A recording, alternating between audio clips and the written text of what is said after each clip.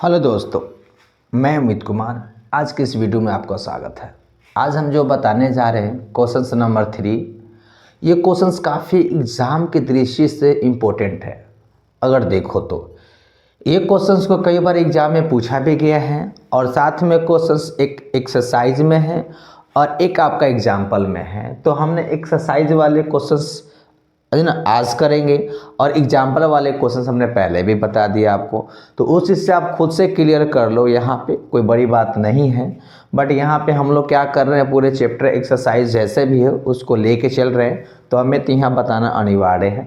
तो आइए क्वेश्चंस को हल करते हैं।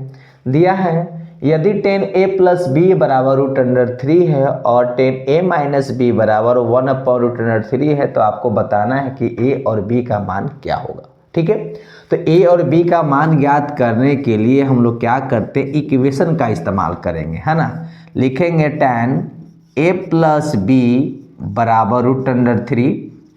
यहाँ पे 10 है तो 10 में √3 कितना का वैल्यू होता है उसके बारे में थोड़ा हम लोग बात कर लेंगे। ठीक है, तो √3 कहा जाए तो 10 60 डिग्री का मान होता है। 10 से 10 आपका कैंसिल होगा।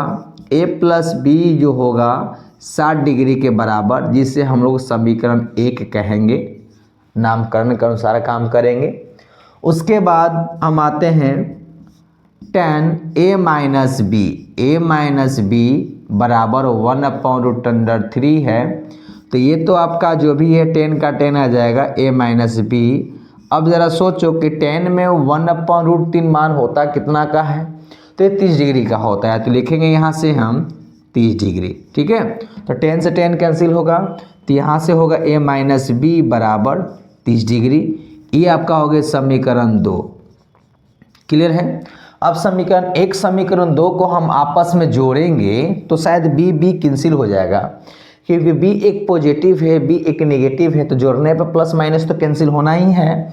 यहाँ लिखेंगे हम समीकरण 1 प्लस यहाँ से समीकरण 2, या लिख सकते हैं कि समीकरण 1 तथा समीकरण 2 को जोड़ने पर तो a + b बराबर आपका हो जाएगा 60 डिग्री और a - b बराबर आपका हो जाएगा 30 डिग्री।